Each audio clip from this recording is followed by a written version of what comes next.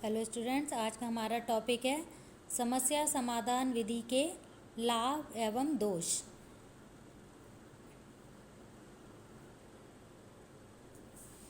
इसमें पहला है जीवन की समस्याओं को सुलझाने में सहायक। इस विधि से बालक जीवन में आने वाली समस्याओं को सुलझाने के लिए हमेशा तैयार रहता है। प्रत्येक व्यक्ति को जीवन में अनेक समस्याओं का सामना करना पड़ता है। विद्यालय में समस्याओं के समाधान के प्रशिक्षण प्राप्त करने से विद्यार्थियों में ऐसे कौशल और अनुभव आ जाते हैं जिससे वे जीवन की समस्याओं का समाधान करना सीखते हैं।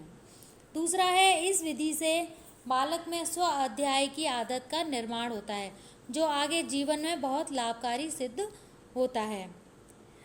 तीसरा है, इस विधि से विद्यार्थी तथ्यों को एकत्रित करना सीखते हैं तथा इन एकत्रित तथ्यों को एकत्रित करने के पश्चात उन्हें व्यवस्थित करना भी सीखते हैं।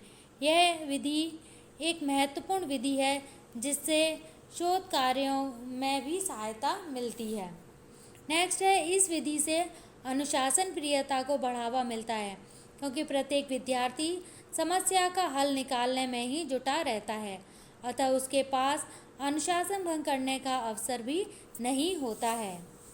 नेक्स्ट है, समस्या समाधान विधि बालकों में सहनशीलता, उत्तरदायित्व की भावना, व्यवहारिकता, व्यापकता, गंभीरता, दूरदर्शिता आदि अनेक गुणों को जन्म देती है।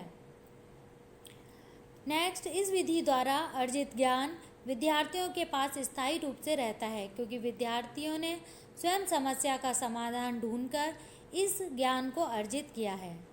यद्यपि इस विधि में गुण होने के साथ साथ दोष भी इसमें पाए गए हैं, जैसे कि इस विधि में विद्यार्थियों को बहुत अधिक संदर्भ सामग्री की आवश्यकता पड़ती है जो आसानी से विद्यार्थियों को उपलब्ध नहीं होती।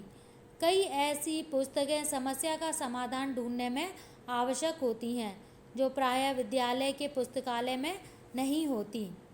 इस विधि का एक और दोष यह भी है कि विद्यार्थी संपूर्ण पाठ्यक्रम का अध्ययन न करके उनके केवल मुख्य भागों का अध्ययन करते हैं जो उनकी चुनी हुई समस्या से संबंधित हैं।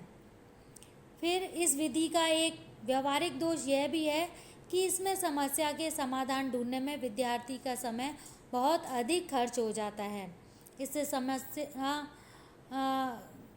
समस्या को पूरा करते समय हमेशा यह भय बना रहता है कि पाठ्यक्रम पूरा होगा भी या नहीं।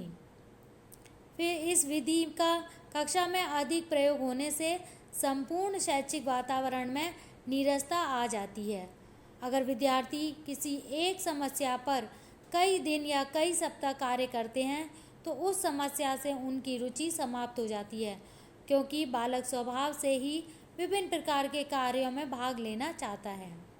इसके अलावा विज्ञान शिक्षण में समस्या समाधान विधि का उपयोग इसलिए भी दोषपूर्ण या सीमित है कि समस्या का चुनाव करना बहुत ही कठिन होता है। प्रत्येक विद्यार्थी या शिक्षक समस्या का चुनाव नहीं कर सकता है। तो आज का हमारा ये टॉपिक समस्या समाधान विधि के लाभ एवं दोष पूरा हुआ। धन्यवाद।